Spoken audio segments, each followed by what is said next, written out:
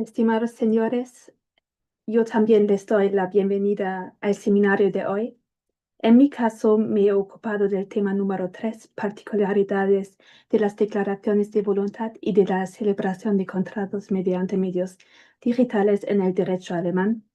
Dentro de este marco, me he centrado especialmente en la adquisición de bienes virtuales mediante medios digitales.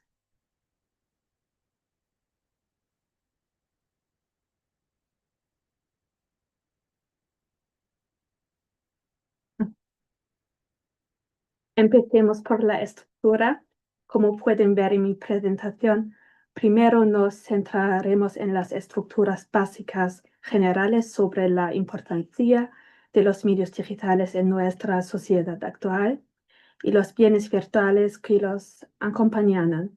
A continuación, les presentaré las compras dentro de las aplicaciones y todo lo relacionado con su adquisición y particularidades, y también analizaremos un fenómeno actual relacionado con este tema, las cajas de botín u loot boxes.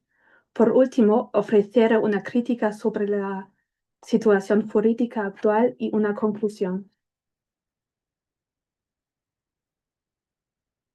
Los medios digitales están penetrando cada vez más en todos los ámbitos de la vida, desde la comunicación y el consumo hasta la educación, el trabajo y el entretenimiento. Esta evolución no se detiene ante el derecho privado. Cada vez más contratos se celebran exclusivamente en forma digital, a menudo de forma automatizada y en tiempo real. Esto no solo cambia las formas de comunicación entre las partes contratantes, sino también los requisitos legales en materia de transparencia, celebración de contratos y garantía.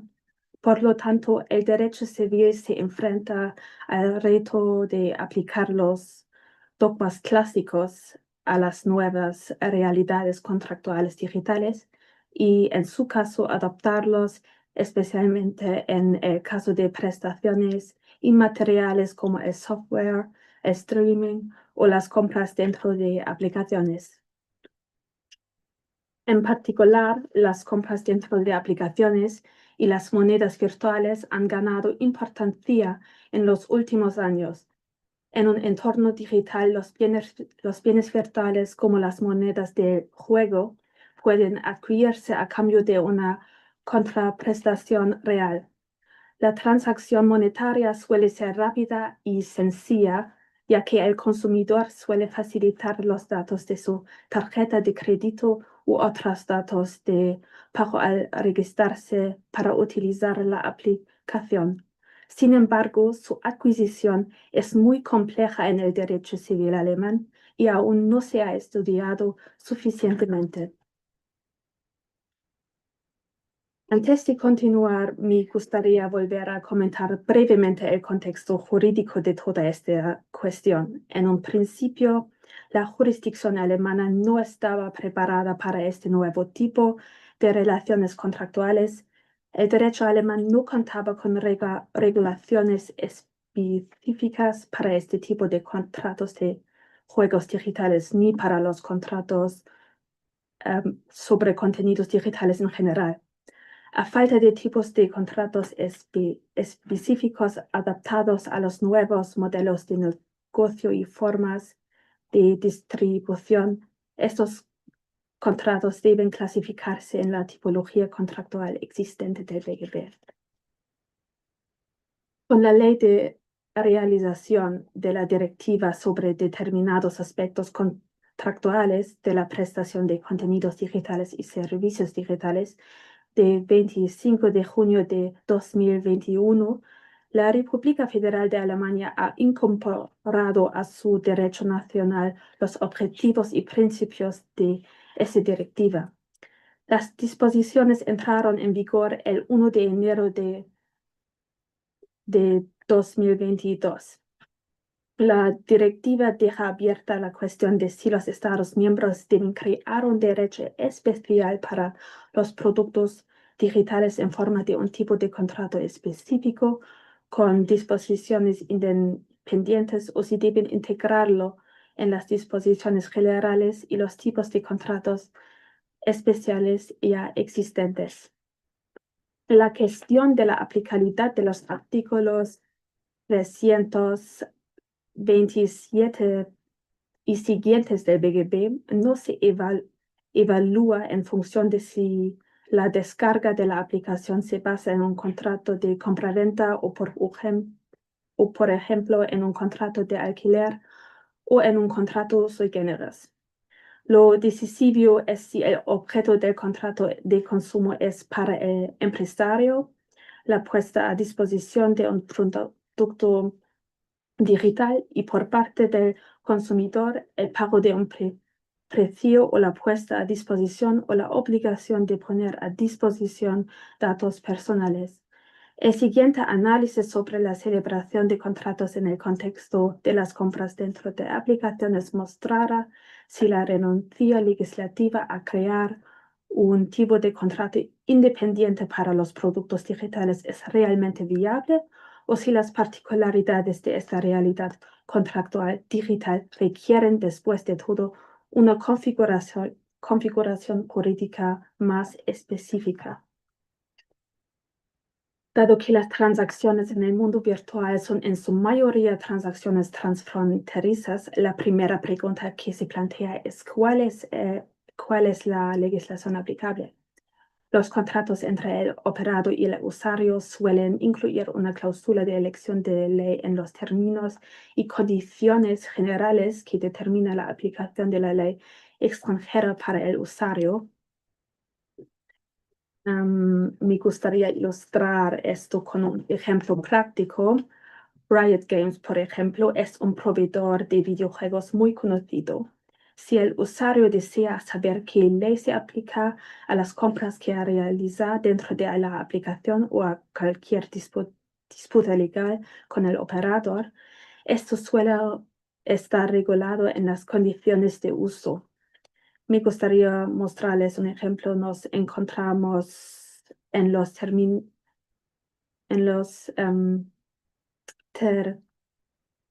del servicio de Riot Games. En el índice vamos al punto 15, Governing Law, y vemos lo siguiente. Se muestra una lista en la que en este caso se ha establecido una cláusula de elección de la ley aplicable para Norteamérica y Sudamérica, excepto Brasil. En este caso se aplica la legislación del Estado de California. Si no se establece ninguna cláusula, se aplicará la legislación del Estado en que el consumidor tenga su residencia habitual. Artículo 6, apartado 1 del Reglamento Romano 1, lo que en el caso de los usuarios colombianos da lugar a la aplicación de la legislación colombiana. En el marco de la celebración de contratos mediante dispositivos electrónicos, en la práctica se plantea ahora de forma habitual la cuestión de si se trata de un contrato en el comercio electrónico y, por lo tanto, si se aplican las disposiciones de la denominada solución del botón del artículo 312, apartado 3 del BGB.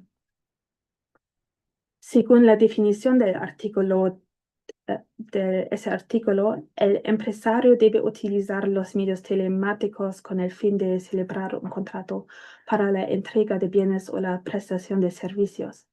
No cabe duda de que el proceso de pedido y compra en el marco, por ejemplo, de una aplicación para teléfonos inteligentes o un juego de ordenador es un intermedio en el sentido del artículo 1, apartado 1, frase 1 de la Ley Alemana de Servicios de Telecomunicación TMG. Sin embargo, a primera vista parece dudoso si el objeto del contrato es la entrega de un bien o la prestación de un servicio. Según el artículo 241A, apartado 1 del BGB, los bienes son cosas muebles, entendiéndose por cosas los objetos físicos por lo que no se incluyen los contenidos digitales como los objetos virtuales en las compras dentro de aplicaciones. Por lo tanto, para que se apliquen las obligaciones en el comercio electrónico, las modalidades de prestación de los servicios en relación con una compra dentro de una aplicación deben constituir la prestación de un servicio según el artículo 312i, apartado 1, frase 1 del BGB. Sin embargo, no se aplica el concepto general de servicio, sino el concepto subyacente al artículo 312 y apartado 1 del BGB, de conformidad con la Directiva sobre Comercio Electrónico. Esto se puede deducir del párrafo que se muestra aquí.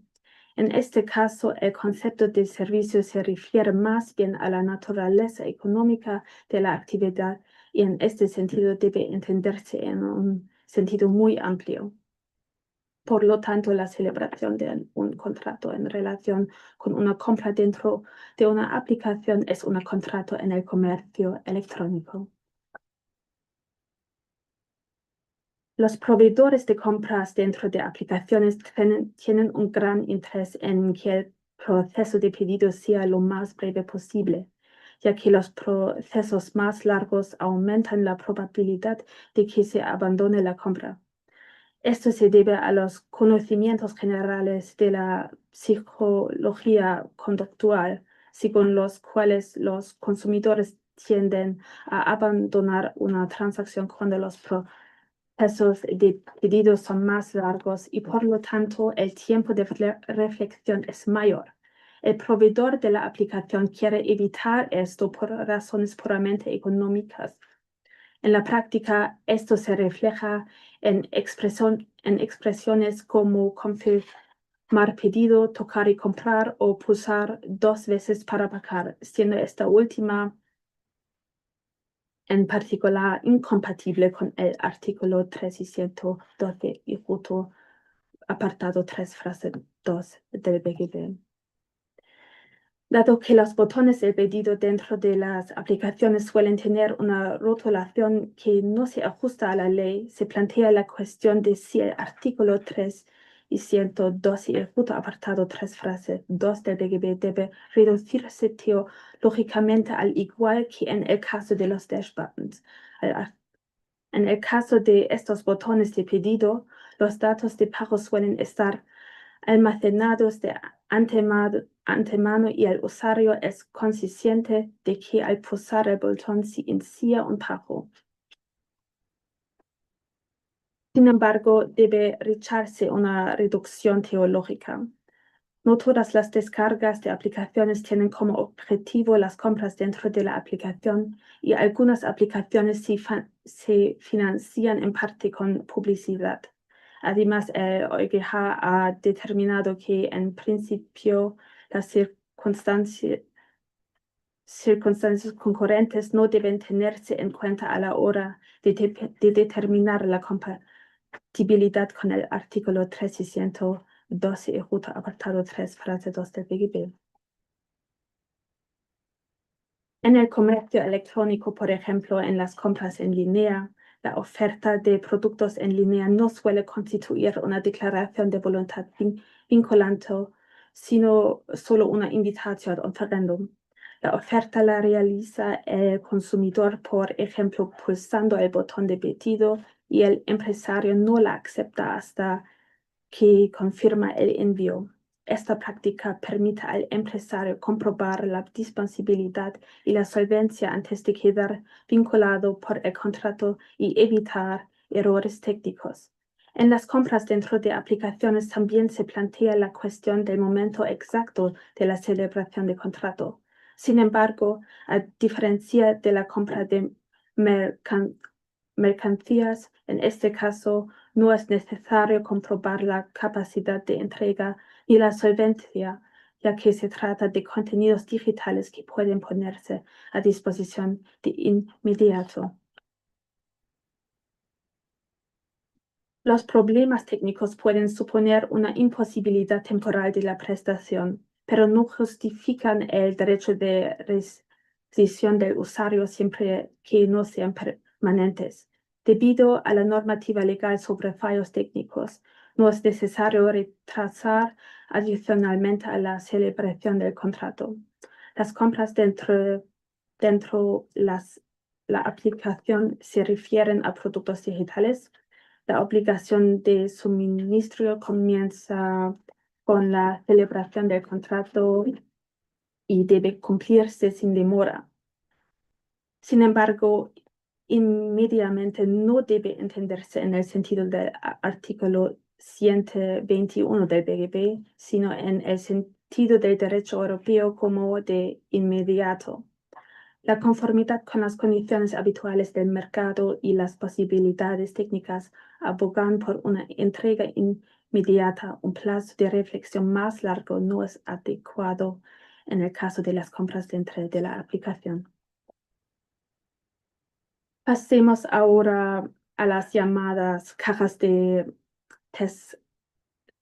tesoro virtuales que probablemente conocéis mejor con el nombre de loot boxes. En este caso, un generado aleatorio dentro de un videojuego determina qué objetos virtuales se obtienen. Las loot boxes son objeto de intensos debates jurídicos y políticos. Existen problemas a la hora de clasificarlas en función del tipo de contrato. La aleatoriedad del contenido acerca las cajas de botín al juego de azar. En la literatura alemana se debate si entran dentro del concepto de juego de azar.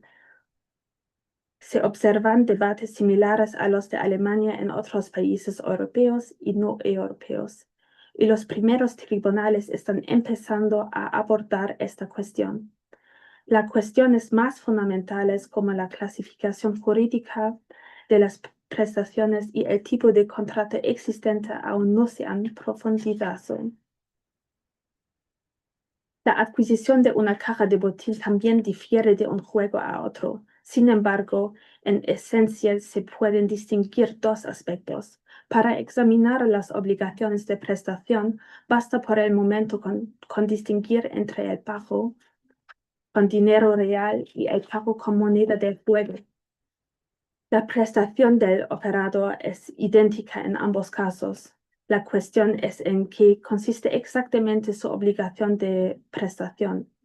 Según la concepción tradicional, los objetos en sentido jurídico son todos los objetos individualizables y patrimoniales del mundo natural.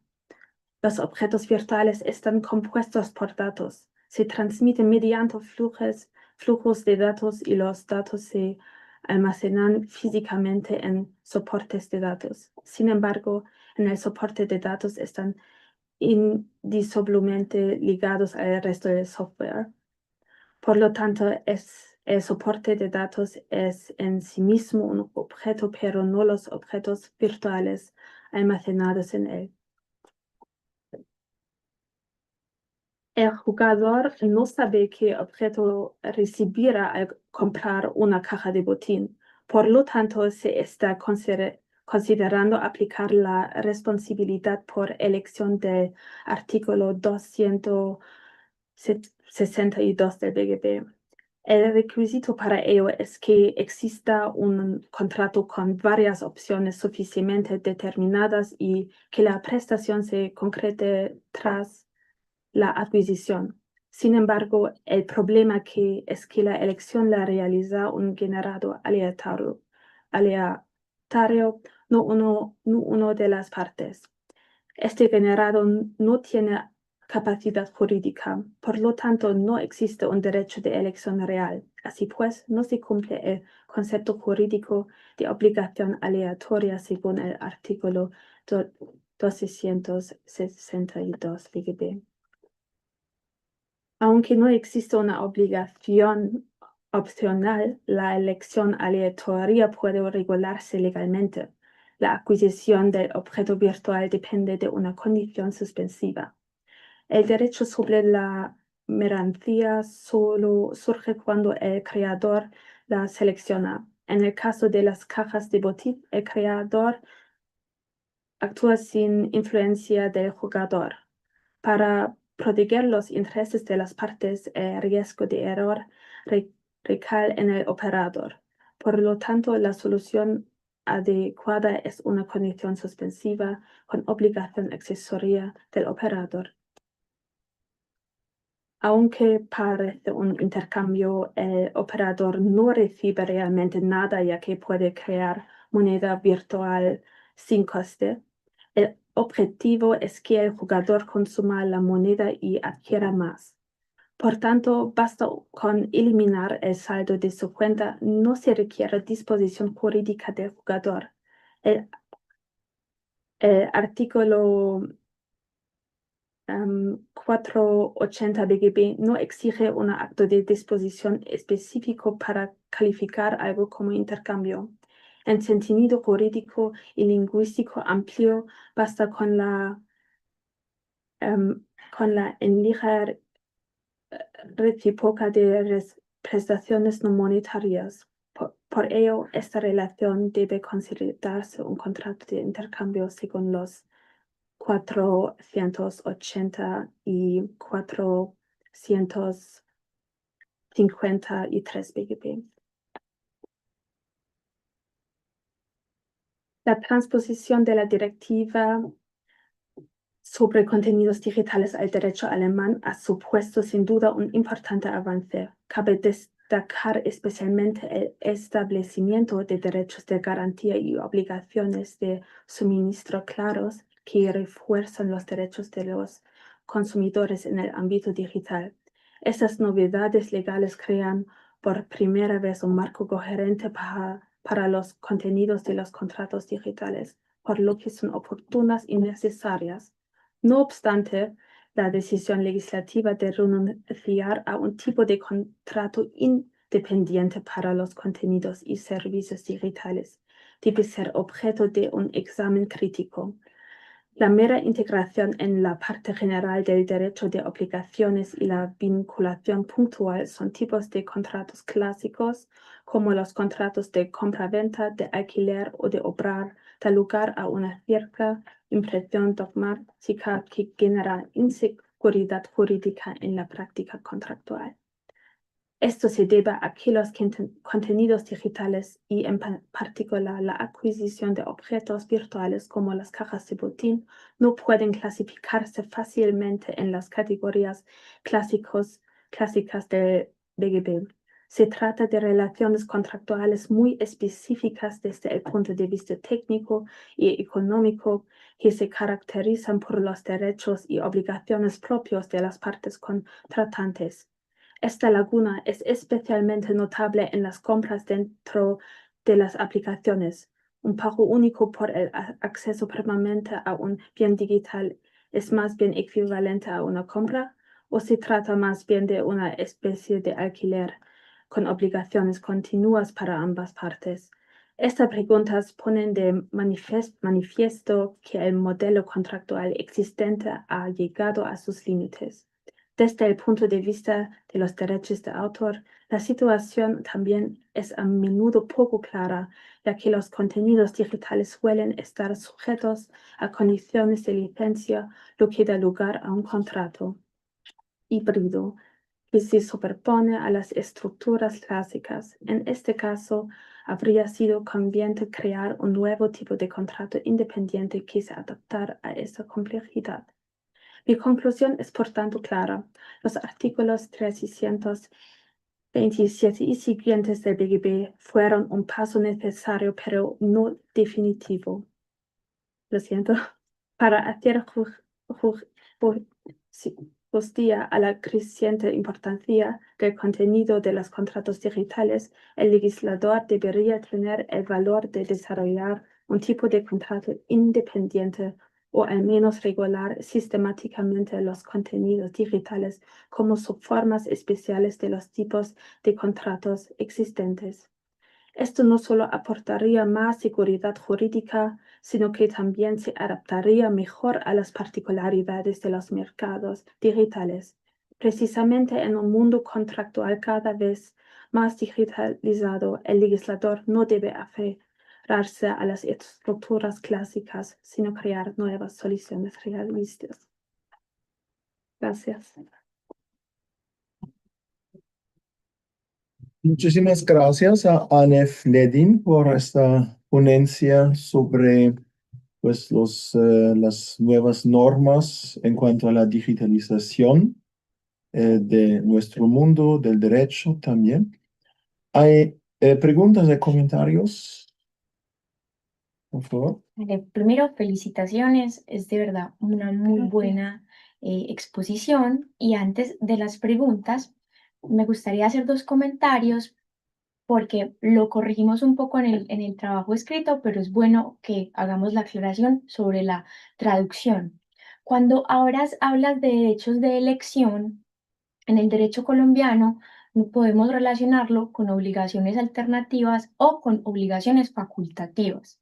En este caso, yo creo que por lo que estabas hablando, te refieres a obligaciones alternativas, en las cuales el deudor tiene varias opciones para pagar la obligación o para cumplir la obligación y solo una de ellas va a considerar la obligación cumplida. La obligación facultativa, la diferencia es que el, el deudor tiene varias, si no estoy mal, espero no estar equivocada, si el deudor tiene varias opciones, pero es el deudor y es el acreedor quien tiene, y es el quien tiene la facultad de decidir. Entonces creo que es bueno porque puede que existan confusiones cuando hablamos de derecho de elección. Y en segundo lugar, también muy valiosas tus conclusiones y en ese en el sentido de que estamos pidiendo una forma nueva de contrato que cumpla con esas obligaciones, estaríamos ante un contrato innominado, que es una de las clasificaciones de los contratos. Tenemos contratos nominados e innominados. Que un contrato no esté regulado específicamente en la ley no implica que no sea válido porque cumple con las características del contrato.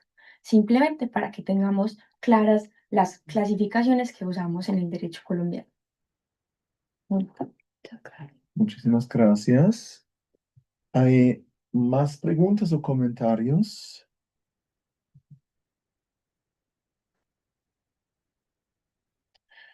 Pues entonces un momento. No, es de la ponencia anterior. Pues quizás un comentario de mi parte. Pues esta normativa de los parágrafos 327 del Código Civil son nuevos, entraron en vigor el 1 de enero de 2022 y se basan en una directiva europea. La señora Ledin dijo que es algo bueno, que es bueno que el legislador adaptó la normativa alemana a los retos de la digitalización y tiene razón con eso. Pero yo soy un poco más crítico en cuanto a esta normativa porque esta normativa de verdad es muy compleja, es una normativa muy complicada. Impone pues, al empresario, que es parte de tal contrato sobre productos digitales, muy amplios deberes de información. Y estos deberes de información tienen el propósito de dar beneficios al consumidor, pero estas informaciones que debe dar el empresario son tan amplios que no puede manejarlos el consumidor, en mi opinión, pues es exagerado. Y otro asunto es que esta nueva normativa regula ciertos derechos de garantía del consumidor que son bastante parecidos a la garantía, los derechos de garantía que tiene el comprador en un contrato de compra-venta tradicional. Así que yo me pregunto por qué no se aplicaron estas normas sobre los derechos de garantía del comprador que ya existían también a los productos digitales, quizás con ciertas modificaciones. Pero ahora tenemos dos regímenes diferentes de garantía para contratos de compra-venta y para contratos sobre productos digitales, que en muchos casos son tipológicamente también contratos de compra-venta, pero no se aplican según la norma explícita que se introdujo es el parágrafo 453 del Código Civil, que no se aplican las normas generales sobre compraventa, estos contratos de compraventa, si el objeto del contrato es un producto digital. Y eso es algo bastante ajeno para el derecho alemán, que la aplicación de la normativa se dirige según el objeto del contrato y no según el tipo de contrato. Eso es algo muy ajeno al derecho alemán. Así que esta solución que encontró el legislador europeo, el legislador alemán, no me parece ideal, pero pues es así y esta normativa incluso forma parte de la materia obligatoria para el examen estatal, lamentablemente, porque es una normativa de verdad muy compleja. Y incluso puede haber contratos en los cuales se aplican las normas sobre compraventa y al mismo tiempo las normas sobre esos contratos de productos digitales. Se encuentra en los libros de texto el ejemplo de una nevera digitalizada y a la nevera como tal se aplica la normativa sobre contratos de compraventa, pero a los elementos digitales se aplica la normativa nueva de los parágrafos 327 y siguientes. Y eso es tan complicado que no puede entenderlo un consumidor, pero el consumidor es la persona a la cual se dirigen esas normas. Así que, pues no me parece ideal esta solución, pero existe ahora esta normativa y por eso tenemos que manejarlo y ustedes, sobre todo en el examen estatal, tienen que manejar y aprender y a manejar esas nuevas normas. Muy bien, hay otros comentarios, otras preguntas quizás. ¿Alguna? Sí.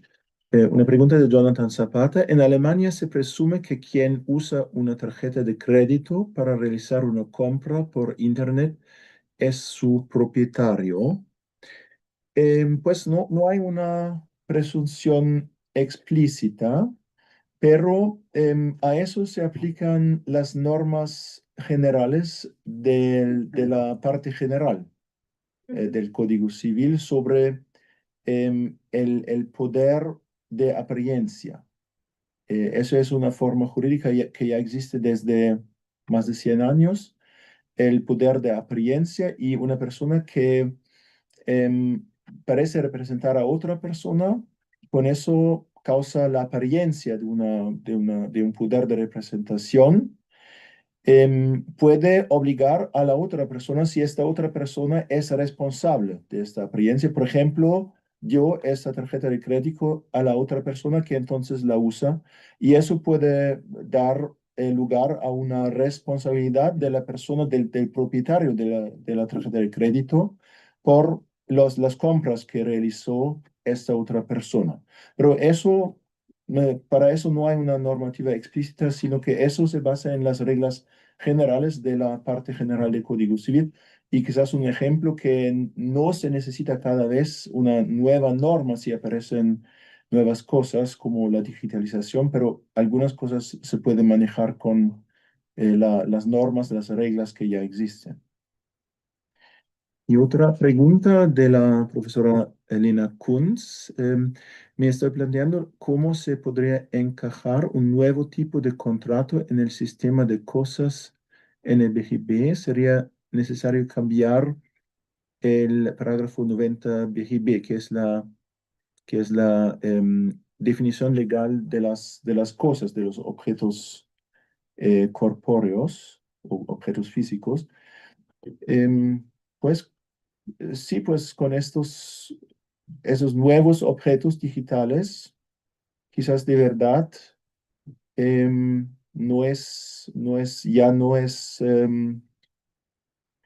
no es actual este concepto tradicional. Eso es algo que también pasa, por ejemplo, en el derecho tributario, donde también tenemos el concepto de una residencia física, pero hoy en día muchas empresas solo tienen una página web en el país y eso, según el concepto tradicional, no es una residencia física. Y algo parecido hay en el derecho civil con estos nuevos objetos puramente digitales y quizás es una buena idea hacer una adaptación de esas definiciones, de este concepto de objeto, para adaptarlo a los retos de la digitalización. Me parece una muy buena propuesta, sobre todo porque se dice que el derecho de bienes en Alemania es muy estático, es decir, no se cambia, pero eso es algo que debería cambiarse porque este concepto de objetos solamente físicos ya no es tan, de, tan actual, tan capaz em, de regular esos nuevos fenómenos que hay.